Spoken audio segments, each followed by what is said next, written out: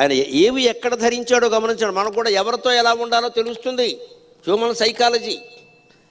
ఎముకలు దండగా మెడలో వేసుకుంటాడు, పుర్ర ఈ చేతిలో పట్టుకుంటాడు, ఒంటికి బూడిద పూసుకుంటాడు, గజ చర్మం ఇక్కడ ధరిస్తాడు. అంటే ఇవన్నీ అమంగళం, అపవిత్రం. కానీ గంగానదిని శిరస్సు మీద ధరించాడు, చంద్రుణ్ణి శిరస్సు మీద ధరించాడు.